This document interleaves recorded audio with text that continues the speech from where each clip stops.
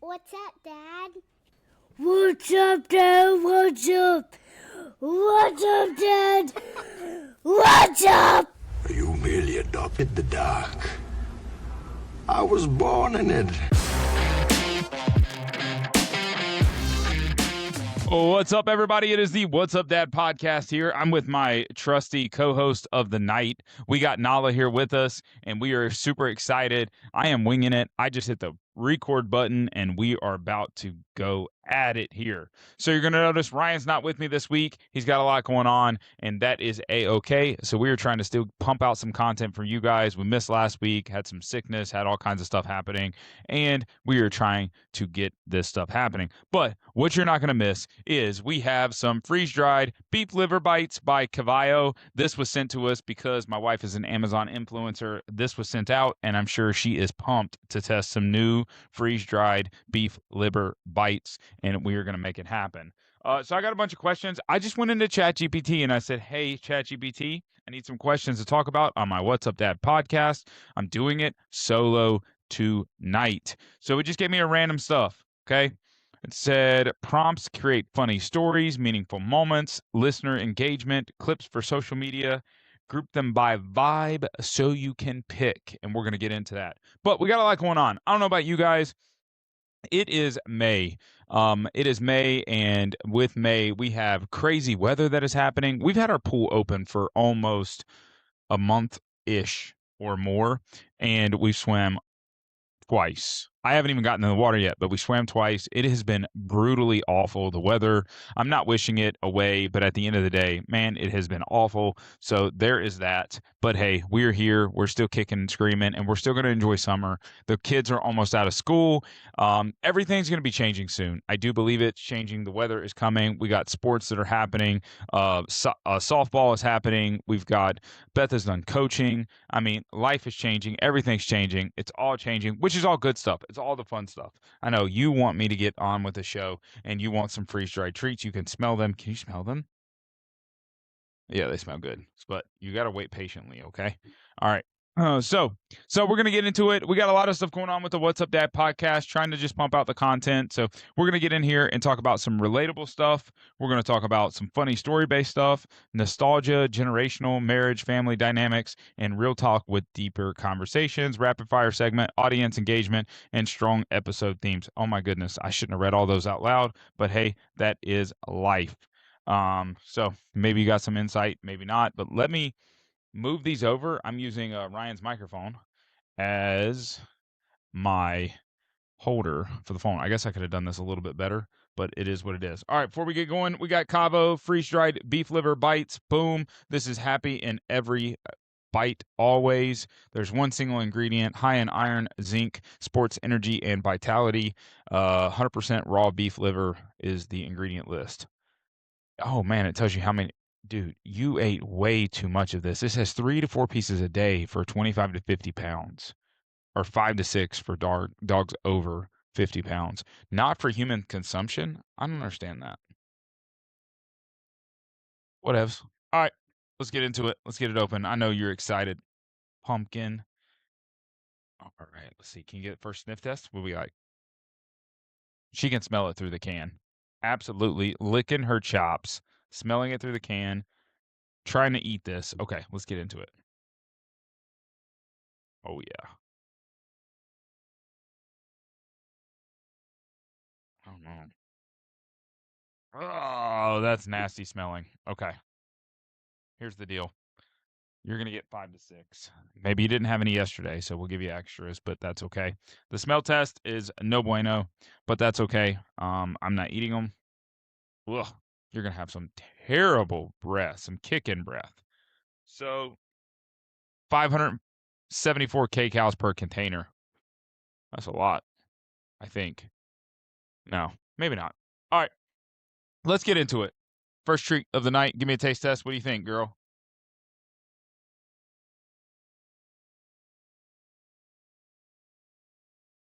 Is it like the other one? Those Vital ones? Man, those were awesome.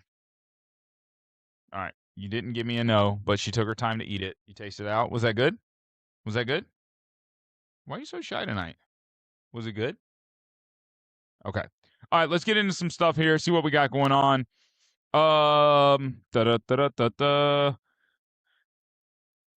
What? Let's go with things that dads pretend that don't bother them, but absolutely do. I'll be honest with you. I think dads. Like I read this. I read this post the other day. This is something. I read the other day. About we tend to not be bothered about taking our kids into the bathroom. But man, that is the most awkward thing, not being able to do the bathroom situation with kids, with young kids that are yours and dealing with them. That's such a weird scenario. Women can take their sons, right, little toddler sons in the bathroom with no problem. They can take their daughters in the bathroom with no problem. But men, man, we have to think about that. Now, one of the questions I have for you guys, she is pumped for these things, by the way. One of the questions I have for you is, do you as a man take your daughter into the woman's bathroom? That one's a new one. I read that post. Now, I've never done that before unless it's like a single stall woman's bathroom where it's like one person goes in, you lock the door behind you. Just because we can use that aspect, that's like single bathroom side of things. But I've never done it for like a full bathroom. Like, hey, open the door. Any ladies in here? I have my daughter. She needs to go to the bathroom, and then take her in. That is beyond awkward to me. So if you've done that, I'm curious. But that whole bathroom thing, it's very, very difficult. I wish there was more family restrooms to help out with that situation. But that's always very awkward, and it can be very, very difficult. Plus, bathrooms are disgusting. Public bathrooms are disgusting. If you ask me, I am not a fan of them. So my son touches everything. That's nasty. My daughter's, having to go to the bathroom. Man, that is just a mess. And when you think about that from a totality perspective, that is just a hot mess. So that is something that pretend like, oh, just take them, we'll just go, yada yada yada. No, that bothers me. Using public restrooms and taking my kids into public restrooms is like not what I want to do. So nonetheless. All right, let's see here. Man, what is your most dad moment you had recently? All right, so dad moment had recently. So my middle child, she had a zoo trip, so we went to the zoo. And I'm gonna be honest with you, I want to be the cool dad, not because I try, but I'm also funny. I'm goofy. I love my kids to laugh. My job is to make them laugh and have a good time. We can be serious, but having a good time is super important. So I want to make them laugh, and I want to be goofy, right? I just want to let them know that sometimes it's okay to be fun and the experience and stuff like that. That is all super important. So on the trip, rode the school bus, broke my back riding the school bus. That was awful. But they each had an animal that they did a project on. So the animal they did a project on, we had to go find them and stuff like that. But I asked the goofiest questions, like, all right, does this animal fly? No, it doesn't fly. Is a bald eagle really bald? Does it have feathers? Do penguins have fur? Or, I'm the guy that's going to really make fun stuff happen. And I can tell you what, I had the kids rolling the whole entire trip. But from a dad, I was the only dad in our group parent wise. Now there was moms there, Beth went, there was moms there, but I felt like it was my responsibility to charge and just take charge of this. So I feel like I did that really well. That was my dad moment. Like we crushed. She wants these. I don't know if you can see this or not, but I crushed the zoo trip, right, with the kids. But not only did we crush it, okay, let's add icing on the cake, okay? We got ice cream. Sorry, teacher, I know we weren't supposed to, but dad bought ice cream for everybody because we had to do the ice cream thing. That was super important. And then what else did we do? We did something else that was super fun. But again, I just made the whole experience, I want the kids to do, and that's my dad moment. Like we have to be relatable to these kids. They will see us differently when we are vulnerable, right? But vulnerable in the right time for them. And you can lead, guide, and be vulnerable all at the same time. And that perfect mix, it changes everything. So that's my dad moment I would say I had recently, and just enjoying that with the kiddos is super important. And being able to be relaxed. I mean, I remember when we got to see these presentations of these animals that they were doing and stuff like that, I'm walking around and I'm asking the dumbest questions, right? And I'm just getting them engaged. I know they can tell me that they are carnivores, or they like to eat grass, or they're really fast, or whatever it is. But I asked how the cheetahs get their spots and what do their spots mean, right? Like, and why is a red panda really orange? Or right? Like, I mean, those are the questions that I'm going to make fun and have fun with, and I'm going to engage them in a different way, but also make them think too. And I think that's important. And that is a dad moment that, happens. So, what changes when your kids start getting older? Emotions. I'm going to be honest with you guys. I can't handle the emotions. The emotions are quite difficult. They snap. They not snap on a dime. They turn on a dime. They change on a dime. And I can tell you what, that is that is so difficult to manage emotions, especially with two older daughters and then a son, right? My son hasn't gotten into his emotional side of things, but he is just a wild child in my perspective. But my daughters, though, man, they are emotional roller coasters. Getting into that next level of life, right? That's super fun. Talking about those next level things and all that stuff, and then and two, like um thinking, like, when I don't remember at this age did girls start thinking boys were cute, or vice versa. Like, my son has learned from my daughters, like, he's crushing on a girl. Like, I'm like, you guys are crazy. You are crazy talk at the end of the day. That's a bunch of shenanigans. And that is not something I'm prepared for. Like, I was thinking, hey, we got like puberty at 13 years old. I got plenty of time. No, we have emotions at 6 and 7 and 8 years old. My goodness, it's a rolling nightmare. Now, with that being said, that is the world that we live in. Emotions are ran high, and they are just popping off at all times. And I think the world is allowing that, and wanting that to be regulated in a different way. Whereas back in the day, man, they were like, just go outside and play, right? Just go outside and play. Like, and I don't know if it was a level of suppression that occurred, like suppression of those emotions, or just we just didn't have a chance to get them because we're like, hey, we got to go outside. Like, can't call my friends on my cellular device, or I'm not going to be seeing them on Instagram or Tickety Talk, right? Like, so I think that's the other thing that I just struggle with. And I tell you, as kids get older, those are all the things that you're going to run into and that are going to be difficult and you're going to be faced with. So while that's crazy talk and I get so nervous about it, obviously it's the joys of being a parent too. So we're learning together. We're working through this together. We're praying about it. We're praying about our emotions. We're working through our emotions together, which is super important. So, yeah. Um, a time your kid completely humbled you, man, I can relate to being on the softball field. I tell you what, my daughter, I struck her out like 3 times in a game. I believe it was last year or in the fall or something like that. And she come up and she said, "Dad, you did the best job you possibly could." Like, I felt like an ant. Like, I felt like so small that literally, because it's a combination of kid pitch, coach pitch. So if you get 4 balls, you get to throw them 3 pitches, up to 3 pitches, and so on and so forth. And oh my gosh, like, I struck her out, I think 3 times in a game. That's all the at bats she had gotten, and I felt like just so small. And not to say Beth didn't help me feel that way, because she was so frustrated that I throw such good pitches. I'm like a pro cornhole softball coach pitcher, right? And um, my daughter's just come up and like humbled the experience, saying, "Dad, like, it's okay. You tried your best. I tried my best, and that's that." And I've been humbled by her in multiple occasions, saying it's okay, right?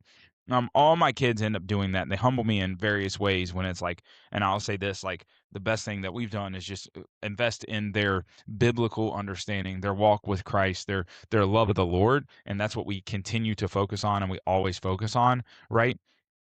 They humble us, or me specifically, when they bring that Bible knowledge, that biblical backing and understanding, and bring me down to planet Earth.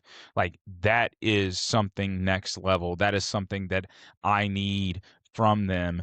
Not, and I don't tell them I need that, but I tell them to stand strong on their faith, and they can see that Dad is only is a sinner just like they are, right? And I'm not perfect, nor do I claim to be or attempt to be, because there's no way I can be.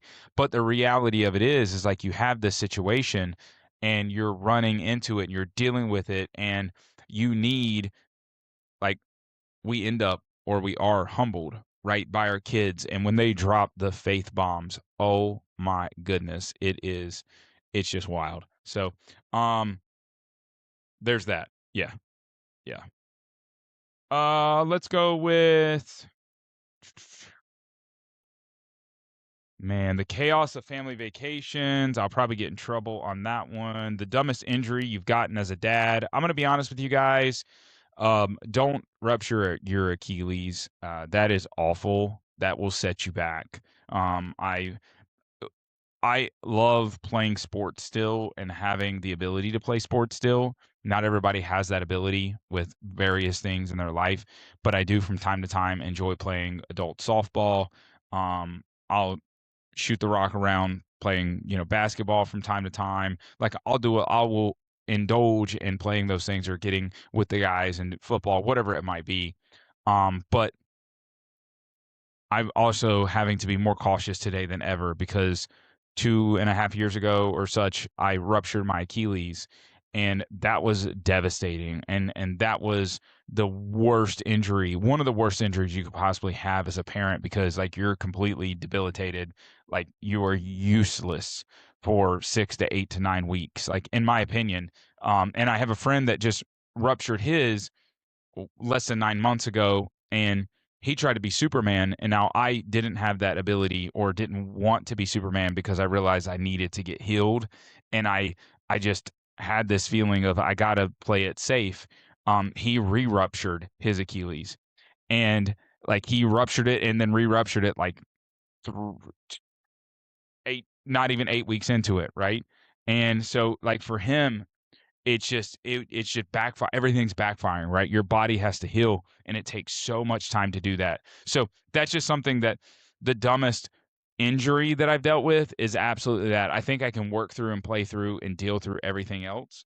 But I can just tell you, like, I'll be honest with you, even though I have the joy of playing and doing all the stuff like for myself, I don't want any of my injuries to keep me from being able to be mobile and active for my kids. And that is where my mind is at. I don't want it to affect me today and in the future when my kids and my kids, hopefully we get to that point, right? And I'm still around.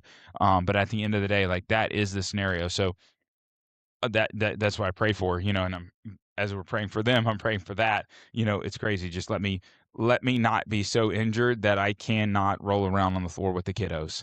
Right. I can't not show up at softball practice, or getting them to and from school, or whatever that might look like. So it's just crazy to think that. So, um, let's see here. Things dads do that moms will never understand. I don't know if that's really a good question in a true marriage, right? And I say that like lightly but very specifically. There's a lot of marriages that it's very 50-50, or it's felt that way. I don't think there's anything that I can do that my wife can do. And I give her that aspect. Now, at the end of the day, we're called to be the leaders of the family, as the men and stuff like that. We're called to lead our family. So I guess there's like a slight hiccup or space to that, not hiccup, but biblical understanding of that aspect. However, um, I don't think there's something for my kids, to my kids, other than being like their protector, I guess, for lack of better words. Being that protector and being that person, and the demand of that, which is wildly accepted on my end. I will be that protector. Um, but at the end of the day, moms also do way more than we all give them credit for, right? That's something else. So a whole nother conversation.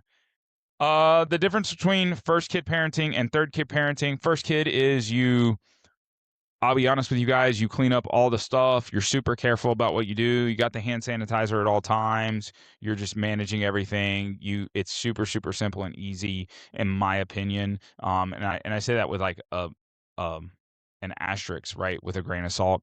But like going from first kid to third kid, man, third kid's like, hey, I hope you're dressed today. I hope you have a matching ish or two socks that actually fit.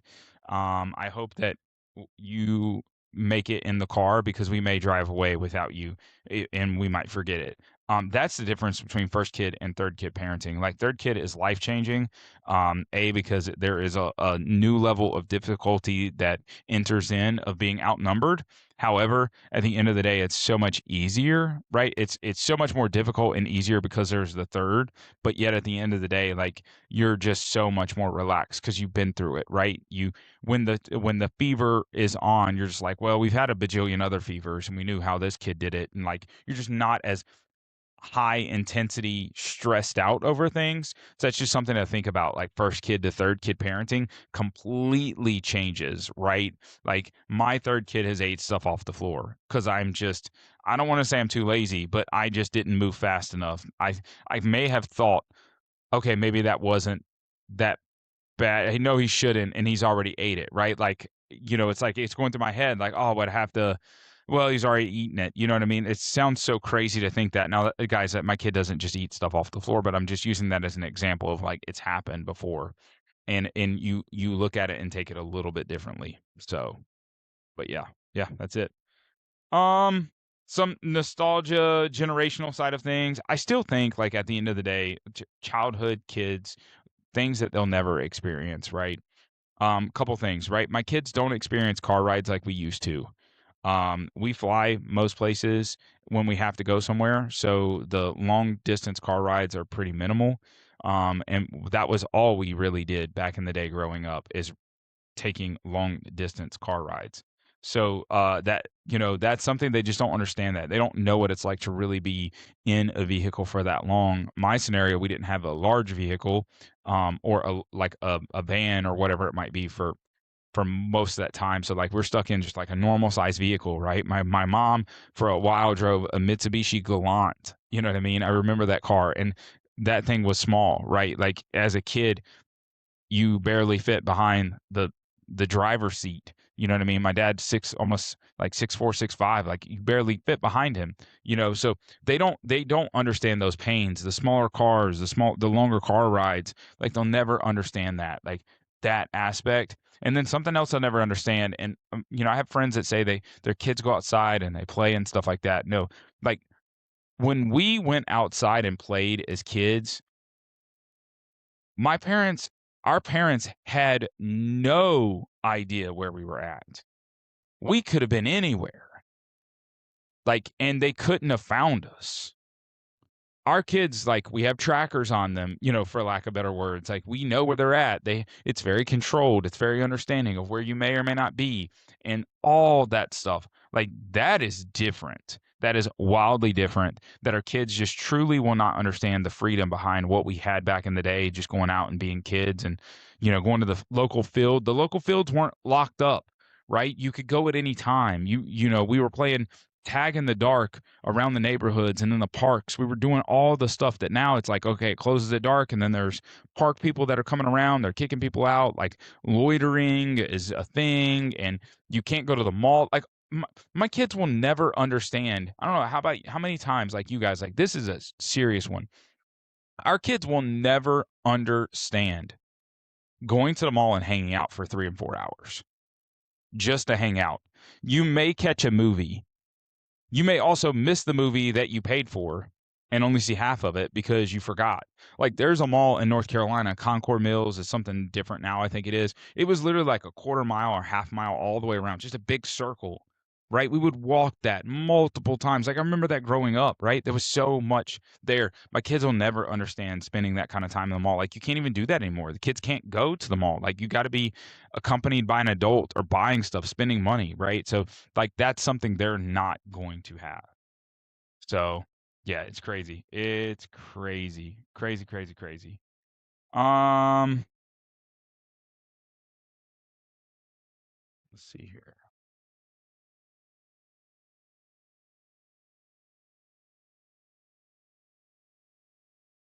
So talk a little bit about the invisible mental load. dads don't talk about. Man, so that's a tough one, right? Like, first and foremost, dads do not talk about stuff in general, right? And I think it's easy for us to suppress those feelings in conversations, right? We try to be the best friend. We try to do all this stuff, but the mental load that we carry because we feel like we can't have conversations or one-on-one conversations with people is wild, right? We feel like they won't connect, or they're not going to get it, or they're going to judge, or they're going to defriend us. They're going to tell other people about us. They're going to backstab us and all that stuff. And they're not going to understand where we're coming from. That's the hard part. Like, women can talk about anything. They can talk about anything, right? I mean, it's wild to listen to a group of ladies get together and they're able to talk about anything and everything. Their monthly visitor to like to their cravings they're having, to the kids' dirty diapers, to you know, it doesn't matter, right? What they ate last night, what they didn't eat last night, like, they will talk about it all, and they're free to do it. They just feel very freeing to do that. And men do not. We are extremely surface level, wildly surface level.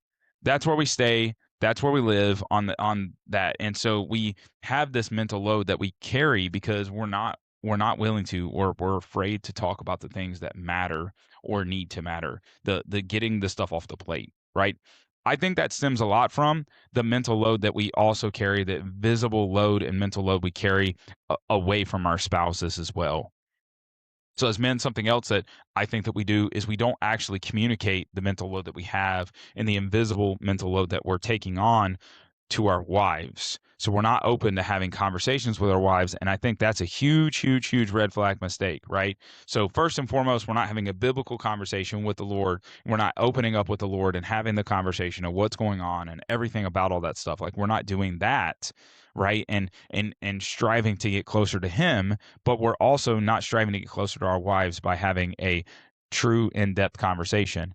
And so what ends up occurring in the marriage sector of things is we have a rough day at work. We're not willing to have a conversation. We're just holding everything back, right? We're doing our thing, holding all that stuff back. And then we come home, we have a couple brewskis, we're chilling, and we're not spending time with the kids. And, wife's getting mad because we're not invested. We're on our phones. You're looking at tickety talk. You're doing this, you're doing that, right? You want to turn the game on, all this stuff. So you're suppressing the mental load by having a couple beers and just letting loose, right? Whatever that looks like. And I'm not saying like you might be an alcoholic. I'm not saying any of that. I'm just saying in general, like, we decompress differently instead of outwardly in ways of having conversations with people. What would a 5-minute conversation look like with your wife to say, hey, I'm going to be honest with you, had a long day today. I might be a little quiet tonight because I have this going on or that going on. I'm dealing with this. I was telling you last week, such and such is going on. I'm really stressed. I'm really this. I'm really that, right? Like, why can we not have that? That maybe open up the door to more. Your wife is going to be more understanding. She's going to know. You're going to trade and adjust roles for a little bit. You're going to work together. You're going to build a better overall scenario. And then now you're not going to be in trouble that you are not as available for the kids or whatever that might be. Honey, you're going to have to lay down. We're not done. You want another one of these? You want another one? Okay. So I think that is the scenario. That is the broken, the straw that's breaking the camel's back, right? We're not having we're not fixed vertically with the Lord, as we're not opening up the conversations and having them. Okay.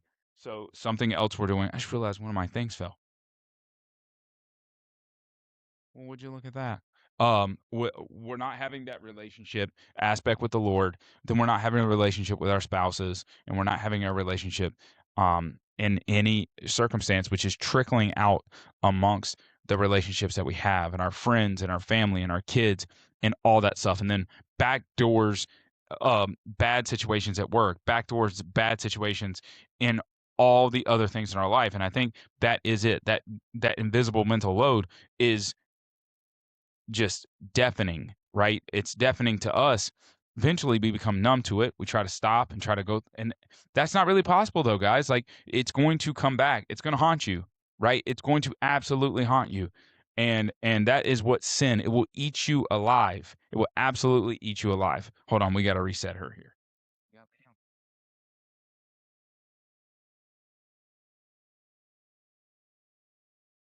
This chair not, is it a different chair? No, you're going to lay down. There we go. All right. I got it. I'll just give her beef livers. So that's it. That's it. That's the thing. So I think I talked a little bit about, we'll talk about like date nights mattering more. Guys, I'm gonna be honest with you, date nights are super crazy important, but what I want to break it down to is there's a difference between an in-home date night and an out-of-home date night, or a real date night, like a bougie date night or a date night with friends. I think there are a bunch of versions of them. What I would challenge and encourage you to do with your wife is sit down and have a conversation wrapping your head around all those types.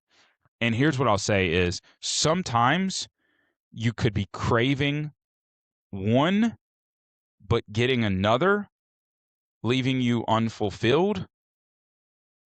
And then you create problems, all because we're not communicating what we're needing, and we're dealing with the mental load. And that goes both ways. Husband, wife, that goes both ways. We're not describing what we're needing, right? It's okay to say no to the friends hangout, or to say we really need to hang out with some friends to just chat, talk, hang out, play games, whatever it might be, to unload, like, that right aspect. So there's so many bits and pieces to that puzzle that go there, but date nights matter so much more after kids than they did before. A date night before, or a single kid or two kids, like, it collectively gets more and more difficult, but more and more important. And I'm not saying if you only have one kid, it's your date nights are less important than ours. I'm just saying, like, if that's your end, right, they become more and more important, and you have to just focus and set the time and energy. Not everything takes money. It takes wanting to spend quality time and do quality things with your significant other, your spouse. So, absolutely. Let's see here.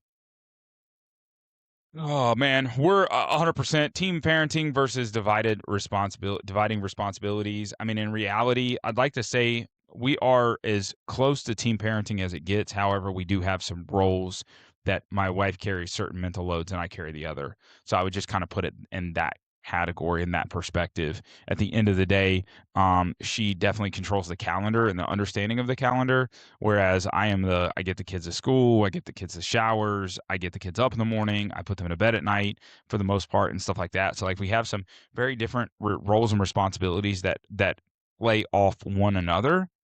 She might set the calendar stuff, but I might be taking them there, doing the things with them, right? So it's a very back and forth, but we are cohesive together. And it's not like she's making one decision without me, or I'm doing one thing without her. It's more so like sometimes we have more of a lead in something, but we're still invested together, and it doesn't get any better than that. Yeah. Hmm. All right, we're gonna do a rapid fire fun segment, just kind of talking through some things, just because I feel like I've hit a bunch of stuff here, and there's a lot of things that I have, like, that I think I could talk about. Dad guilt, fear as a father nobody talks about, success, what success means to you now, balancing ambition with family time, the pressures dad feel to provide, how becoming a dad changed your identity.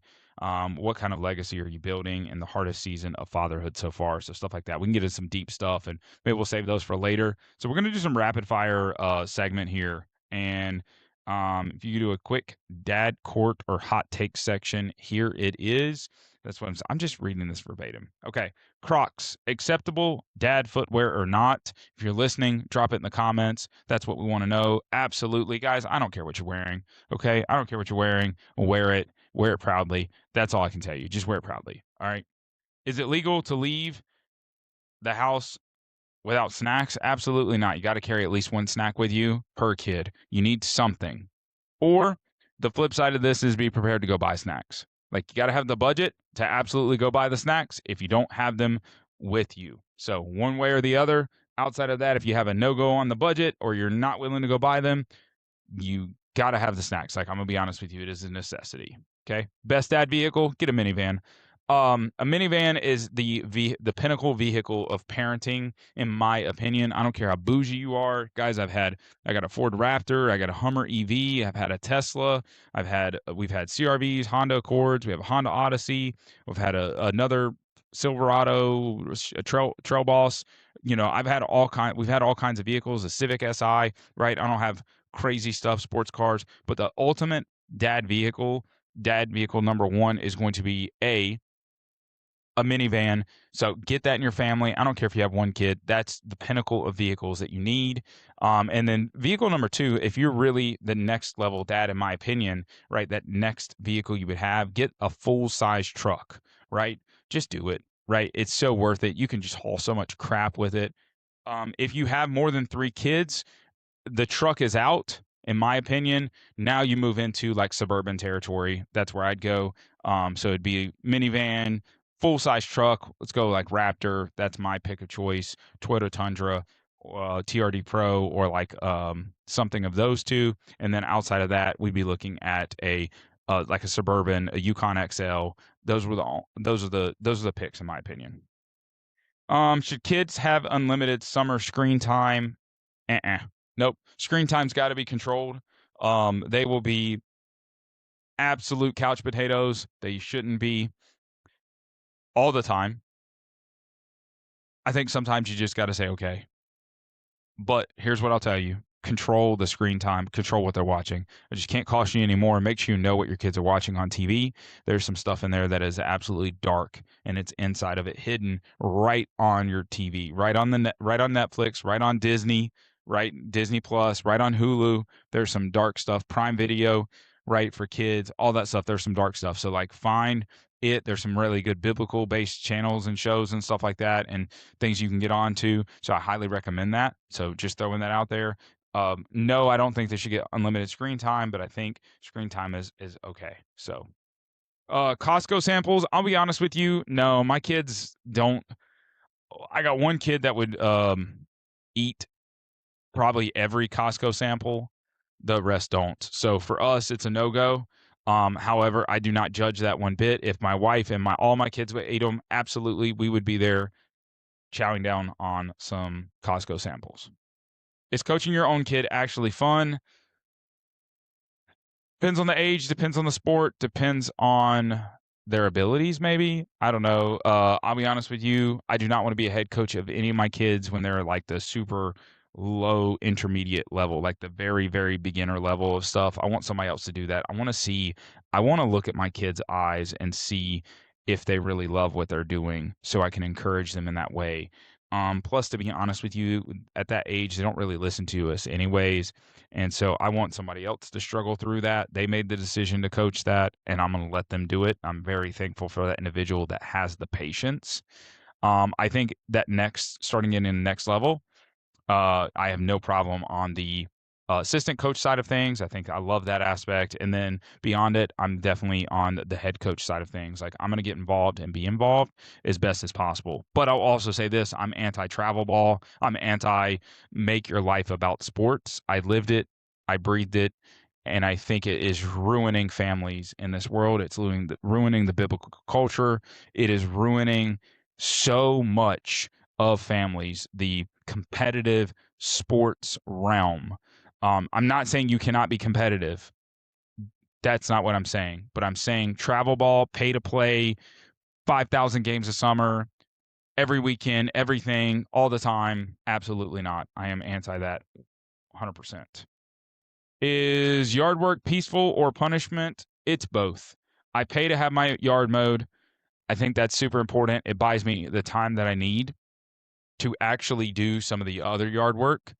But here's the problem. We also have a pool. So we have a lot of landscaping in and around our yard and pool and stuff like that. My thing, I think it's a punishment, is because it really takes away from my kids being involved. And here's where I struggle as a parent, and I'll leave you with this one. And we'll leave with this one. It is what I struggle with as a parent. If my kids get involved on doing the yard work, 9 times out of 10, I'm cleaning up their mess. and they made it worse, and it's taken 2 times, 3 times, 4 times as long. So that's my perspective of that. I'd rather be efficient and effective and get it done, and maybe them not help at the ages they are. Now they're getting to be an age where they actually are being productive instead of destructive. So that's that caveat where we're turning a corner here.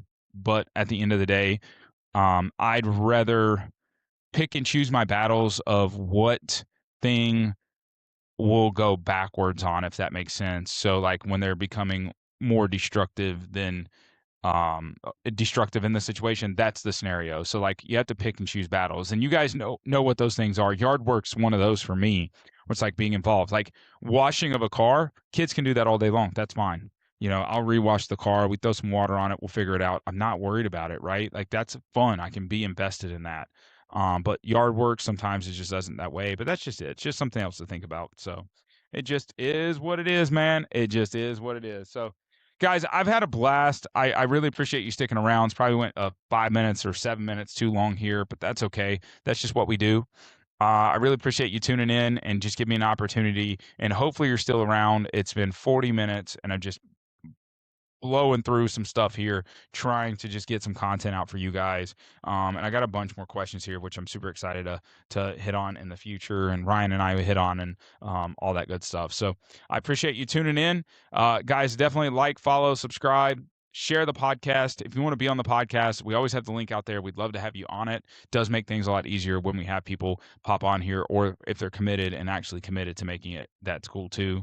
So we're trying to do some things. I want to change the stigma. I want to change the ability for us to open up, share that mental load with one another, so that we can come together and be better as a community of fathers, right? Like fathers, dads, friends, best friends, of all that sense. I think we can all be better is what I'm saying. So, but I appreciate you guys. Thanks for joining in. Thanks for paying attention to Nala and I tonight. And until next time, see you guys. Check it out. What's up, Dad? Hey, Dad. What's up?